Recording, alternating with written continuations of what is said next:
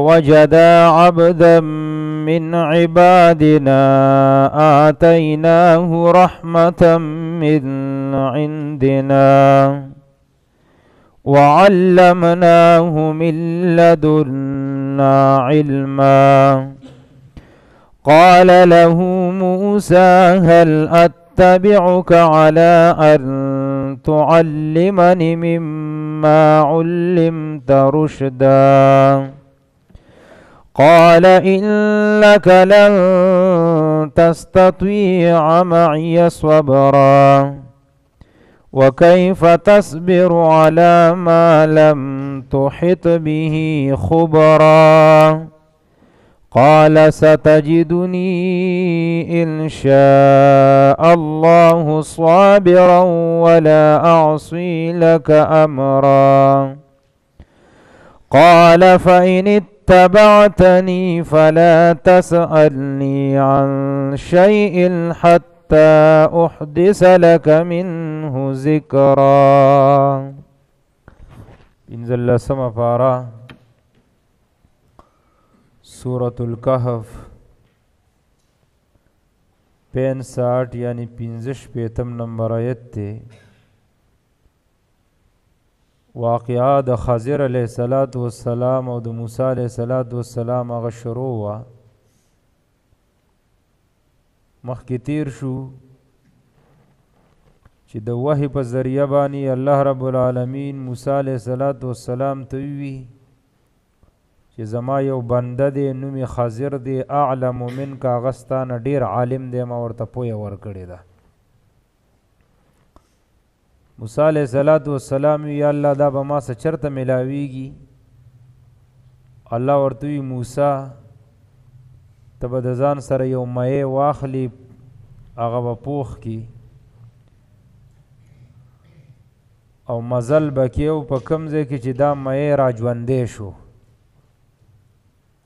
دغه مړ مایع دا چې کوم ځای کې را ژوندی شو نو دقلته زما دا بنده ناست دی او د هغه نه بلته علم حاصل کی. موسی علیہ السلام چې روانېده په سفر نو ځان سره یو خادم هم روان کو یوشع بن نون او هغه ته یې ویلې چې ګوره مزل به کوو تر څو چې موږ خپل منزل مقصود ته نه رسېدلي.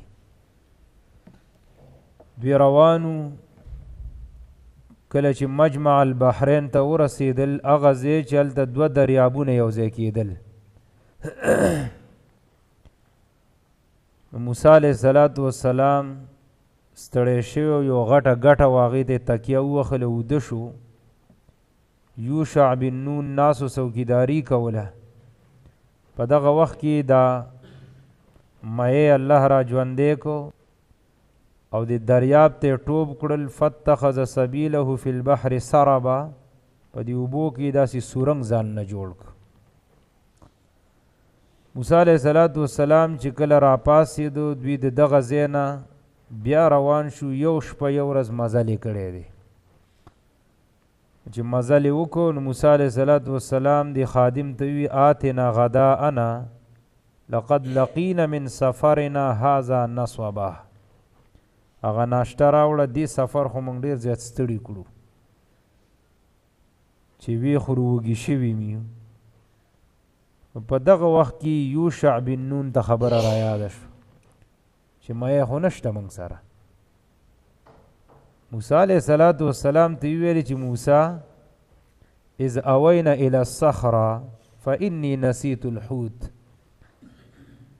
کوم وخت کې چې تا هغه ګټې ته تکیه ووهله اوده شوي حقه ځای کې مایع ټوپ کړي خو زمانه دا خبره هیره شوه او د هیرېدلو نسبت یې شیطان ته وکړو. موسی علیہ السلام ورته ویلي چې ذالک ما کنا نبغي. دا موږ چې د کوم ځای په طلب کې راوتي و دقه ځای و هغې نه خو موږ ډېر مزل کړی را تېر شوي خو بس اوس راځه فرتد علی آثارهما قصصا دغه ځای ته واپس ځان رسو. نو دوی د خپلو قدمونو په نقش قدم باندې را روان شو چې لار رانه خطا نشي. بیګا دې ځای پورې موږ دا واقعا ذکر کړی وه. جی اوس هغه بیانوي انشاءالله. کله چې دوی مجمع البحرین ته راورسېدل، دقه ځای ته راله، نو الله وی فوجدا عبدا من عبادنا، وموندلو دې دواړو یو بنده من عبادنا د بندګانو زمونږ نه. دلته چې راله نو اوس خضر علیه الصلاة والسلام ناست دی. حدیث کې راځي نبی علیه الصلاة والسلام فرمایي وی څادر یې په ځان راچولی و، دا سر یې پکې ټول پټ کړی و، په ځمکه ناست و، ډډه یې وهلي وه، اوده و. موسی علیه الصلاة والسلام چې راغی یوشع بن نون ورسره دی، ویې کتل سړی ناست دی. موسی علیه الصلاة والسلام ورته ویلي السلام علیکم ورحمة الله وبرکاته. نو هغه د دې سلام نه ډېر تعجب وکړه، دا کار ورته ناشنا ښکاره شو. اواز ځي که نه ځي؟ خو برحال دلې جواب ورکو، د سلام جواب یې ورکو، د دې څادر نه بیا د خپل مخ راښکاره کو. تعجب د سلام نه په دې وکړو چې یو په دغه وخت کې خو دا سلام چا پیژندم نه، او بل دا چې د خو ټول خلک مخالف و، په ده خو چا سلام نه اچو، ځکه د حق پرست مخالفین ډیري. نو ده ته یې ویلې چې ته څوک یې چې تا په ما سلام واچو؟ ده ورته ویلې زه موسی یم. ویلې موسی د بني اسرائیل وی؟ ویلې او زه موسی د بني اسرائیل یم. یو نبی بل نبی پیژني؟ خو ویلې ته هغه موسی؟ ویلې او. ویلې زه هغه موسی یم. بس بیا به ورته غاړې وتې، یو بل له یې غاړه ورکړي، نو په خیرحالۍ به یې کړي، ځکه یو نبي د بل نبي ډېر قدر احترام کوي. نو اوس دې آیت کې ذکر کېږي فوجد عبدا من عبادنا، پس اومندلو دغه دواړو عبدن یو بنده من عبادنا د بندګانو زمونږ نه.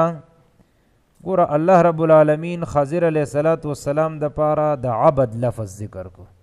ما درته مخکې ویلو دا عبد نه دی، عبدیت دا ډېر اوچت مقام دی. ورې عبد څه معنی ده؟ الله ته ځان محتاجه ګڼل، د الله عبادت او بندگی کول، دا لوی مقامی.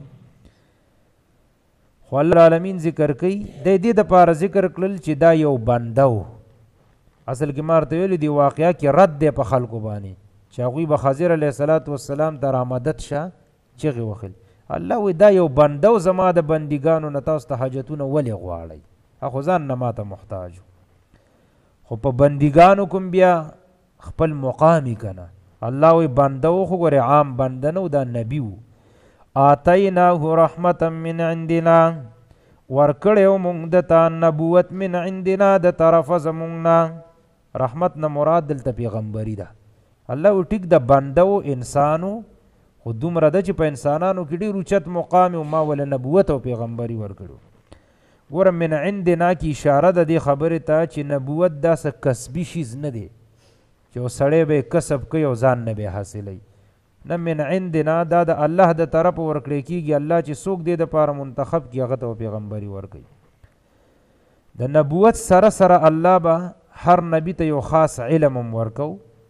د ده دپاره کې مغه ذکر کوي وعلمناه، او پویه ورکړې وه مونږ ده ته من لدنا د طرفه زمونږ نه علما خاص علم.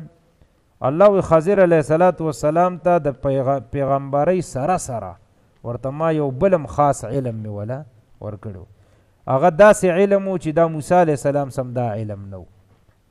علم د وروستو آیاتونو کې انشاءالله ذکر کېږي چې د داسې ناشنا ناشنا کارونه کړي چې په ظاهر کې ورته سړی ګوري نو د شریعت خلاف ورته ښکاره کېږي. ځکه ورسه موسی علیه الصلاة والسلام ورته ورباندې اعتراضات بیا کړي دي. دلته د خضر علیه